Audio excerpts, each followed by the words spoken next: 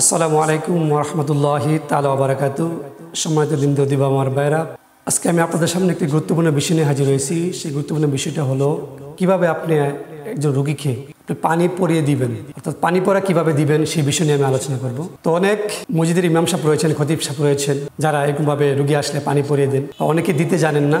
যারা দিতে না জানেন, আজকে আমার এই আলোচনা থেকে আপনারা শিখতে পারবেন যে কিভাবে আপনি একটা রোগীকে আপনি পানি পরিয়ে দিবেন, বা এরকমভাবে আপনি এরকমভাবে কাজ করা যেটাকে বলে কাইতন কীভাবে পরিয়ে দিবেন, ওই বিষয় নিয়ে আমি আলোচনা করতেছি। তো পানি পরিয়ে দেওয়ার নিয়ম আল্লাহ পাক রব্বুল আলামিন কিন্তু মানুষকে যেমনভাবে রোগ দিয়েছেন, এরকমভাবে আমাদেরকে রোগের শিফার জন্য বা রোগ ভালো হওয়ার জন্য আল্লাহ পাক রব্বুল আলামিন কিছু ওষুধও আমাদেরকে দিয়েছেন, যে কীভাবে এই রোগ থেকে আমাদেরকে সারিয়ে উঠতে হবে। তো বর্তমান বিজ্ঞান কিন্তু অনেক এগিয়ে আছে, যারা এরকমভাবে বিভিন্ন রোগ রিসার্চ করে তার ওষুধ এরকমভাবে বের করেছেন। কিন্তু তারপরেও কিছু রোগ এখনও রয়ে গেছেন, যেগুলা এখনও আপনি বিজ্ঞান রিসার্চ করে এরকমভাবে তার ওষুধ তৈরি করতে পারেনি। যেমন উদাহরণস্বরূপ, যদি আপনি একটা জিনের রোগীকে যদি আপনি যদি কোনো ডাক্তার কাছে নেন, তারা কিন্তু বলবে এটা মেন্টালিটি সমস্যা অথবা পাগল, তারা এরকমভাবে বলবে। কিন্তু আসলে একটা জিনের রোগীকে যদি কোনো এক আমেলের কাছে বা কোনো এক মুরব্বী কবিরাজ অথবা দিনদার কোনো ব্যক্তির কাছে নেন, তাহলে কিন্তু তারা 5-10 মিনিটের ভিতরে কিন্তু দেখা গেছে তাকে সুস্থ করে তুলতে পারবে। কিন্তু বিজ্ঞান এটাকে পাগল হিসাবে তারা ধরে নিতে পারবে বা এরকমভাবে তারা ওষুধ দিয়ে থাকবে, কিন্তু এটা কোনো সমাধান পাবে না। একজন জাদু রোগীকে যদি আপনি যতই ট্রিটমেন্ট করেন, আপনি যতই চিকিৎসা করেন, কিন্তু একটা জাদু রোগীকে আপনি সারিয়ে তুলতে পারবেন না। যতই চিকিৎসা করেন, দেখা যাবে আপনি মেডিকেল টেস্ট করেছেন, কিন্তু আপনার কোনো রোগ ধরা পড়তেছে না, কোনো টেস্টেই আপনার রোগ ধরা পড়তেছে না। কিন্তু এটা ওই জাদুর হওয়ার সমস্যার কারণে বা এরকমভাবে সেহেরের সমস্যার কারণে দেখা গেলে এটা কোনো সমাধান আপনি খুঁজে পাচ্ছেন না। কিন্তু যখন একজন আমিরের কাছে নেবেন, একজন রাকির কাছে নেবেন, তখন দেখবেন তারা এরকমভাবে এই জাদুর সমস্যাটাকে আপনি কিছুদিনের ভিতরে তার শারীরিক চাপে সম্পূর্ণ সুস্থ করে উঠবেন। যেরকমভাবে রাসূল সাল্লাল্লাহু আলাইহি ওয়াসাল্লামকে জাদু করার পরে এরকমভাবে জিব্রাইলের মাধ্যমে বা ফেরেশতাদের মাধ্যমে তাকে খবর দেওয়ার পরে সূরা নাস, সূরা ফালাক, এর 2টা সূরার মাধ্যমে রাসূল সাল্লাল্লাহু আলাইহি ওয়াসাল্লাম সুস্থ হয়ে উঠেছিল। এরকমভাবে জিনের রোগী বা জাদুর রোগী আপনি এরকমভাবে এই পানি পড়ার মাধ্যমে আপনি এরকমভাবে সমাধান দিতে পারবেন। তো আপনার জিন কিন্তু বিজ্ঞান এখনও অবিশ্বাস করে, কারণ তার জিনকে তারা দেখতে পায় না। জিন তো একটু অদৃশ্য থাকে, অদৃশ্যকে তারা যখন দেখতে পারে না তখন তারা অবিশ্বাস করার মতোই, কারণ তারা জিনকে স্বীকৃতি দিয়ে নেই। কিন্তু কুরআন কারীমের মধ্যে এবং রাসূল পাক সাল্লাল্লাহু আলাইহি ওয়াসাল্লাম বলেছেন যে জিন জাতি বলতে একটা জাতি রয়েছেন যারা আল্লাহ রাব্বুল আলামিনের ইবাদত করেন, আল্লাহ পাক রাব্বুল আলামিনের ইবাদত করেন এবং আল্লাহ পাক রাব্বুল আলামিন তাদের বিচার আচার করবেন। তো আল্লাহ পাক রাব্বুল আলামিন পবিত্র কুরআনে কারীমে এই জিনের ব্যাপারে অনেক আলোচনা করেছেন। সূরা জিন নাজিল করেছেন, সূরা জিনের ব্যাপারে আয়াত নাজিল করেছেন। সূরা নাসের মধ্যে আল্লাহ পাক রাব্বুল আলামিন জিন শয়তানের কথা বলেছেন। এরকমভাবে বহুত আলোচনা রয়েছে যারা এরকমভাবে জিনের ব্যাপারে। তো কুরআন কারীম এমন একটা বিষয়, এই কুরআন কারীমের এই বরকতে, কুরআন কারীমের আয়াত দ্বারা বা সূরা দ্বারা আপনি এরকমভাবে যখন পানি পড়া দিবেন, তখন তার বহু রোগ থেকে আপনি এই কুরআন কারীমের মাধ্যমে সমাধান করতে পারবেন। কারণ কুরআন কারীম এমন একটি মুজিজা, যেটা যেমন মানুষের জন্য যেমন এরকমভাবে পথ প্রদর্শক মানুষকে সঠিক পথে এরকমভাবে নিয়ে যায়, এরকমভাবে আপনি বিভিন্ন রোগ সুখ হতেও আপনি এরকমভাবে মুক্তি পাইতে পারবেন। কারণ কুরআন কারীমের এমন ক্ষমতা আল্লাহ পাক রাব্বুল আলামিন দিয়েছেন।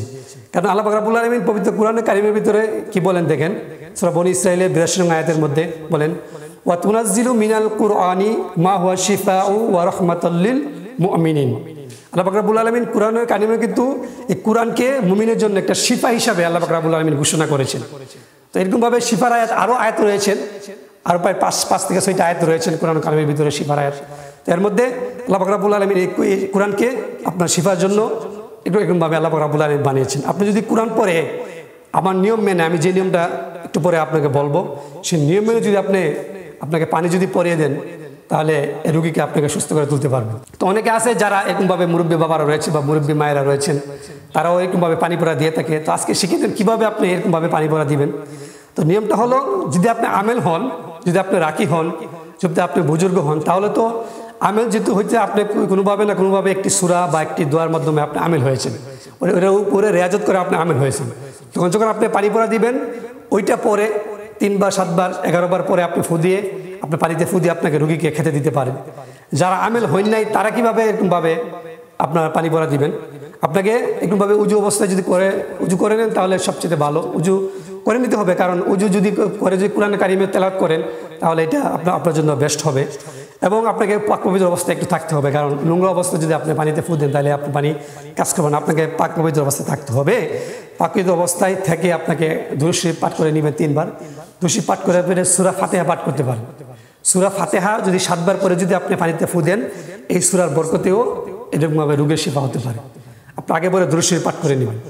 যদি সূরা ফাতিহা পাঠ না করেন, আপনি কি করতে পারেন, আয়াতুল কুরসি।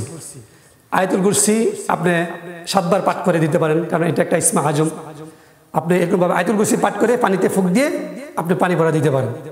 তো এরকমভাবে যে শিফার আয়াতগুলো রয়েছে কোরআন কারিমের ভিতরে, আপনি এই শিফার 6 আয়াত আপনি পাঠ করে আপনি এরকমভাবে যখন দিবেন, পানিতে ফুঁক দিয়ে যখন রুগীকে দিবেন, তখন রুগী শিফা হয়ে যায়, আপনার রুগী সুস্থ হয়ে উঠবে। তো এরকমভাবে আর অন্যান্য বিষয় যারা আমির রয়েছেন, অন্যান্য সূরার ভিতরে যারা আমির রয়েছেন তারা আমেল তো এরকমভাবে দিতে পারবেন। তবে আপনি যদি আমেল না হন, তাদের জন্য সূরা ফাতিহা, আয়াতুল কুরসি অথবা এরকমভাবে সূরা বাকারার শেষ 3 আয়াত বা আর রহমান সূরা বা ইয়াসিন সূরা, অথবা এরকমভাবে আপনি এরকমভাবে দুরূদ শরীফের মাধ্যমে আপনি এরকমভাবে দিতে পারেন, কারণ দুরূদ শরীফ অনেক রকমের শিফা। তো আপনাকে কোরআন কারিমের এই আয়াত দ্বারা, আপনাকে শিফার আয়াত দ্বারা আপনি যখন এটি পড়বেন, পরে আপনি যখন পানিতে ফু দিবেন, তখন রুগীকে খেতে দিবেন 3 বেলা, এরকমভাবে 7 দিন বা 11 দিন বা 40 দিন পর্যন্ত যখন আপনি খেতে দিবেন। এবং রুগীর উপরেও আপনি এরকমভাবে ফুঁক দিতে পারেন, কোনো সমস্যা নেই। রুগীর উপরে ফুঁক দিলে রুগী ভালো হতে পারে। তো পানিতে ফু দিয়ে দিবেন বা তেলও ফু দিতে পারেন, তেল তাকে মাছতে দিবেন।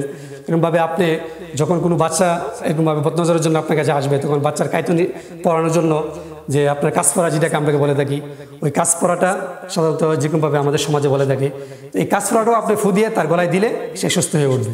তো এরকমভাবে আপনি যদি এই কাজগুলো করতে পারেন, তাহলে রুগীকে এরকমভাবে সুস্থ করে তুলতে পারবেন। এই কুরআন কারিমের বরকতে আল্লাহ পাক রব্বুল আলামিন রুগীকে সুস্থ করে তুলবেন। আল্লাহ পাক রব্বুল আলামিন যেন প্রত্যেককে এরকমভাবে কুরআন কারিমের বরকতে প্রত্যেকের রোগের শিফা হিসাবে আমাদেরকে কবুল করে, সবাই বলে আমিন।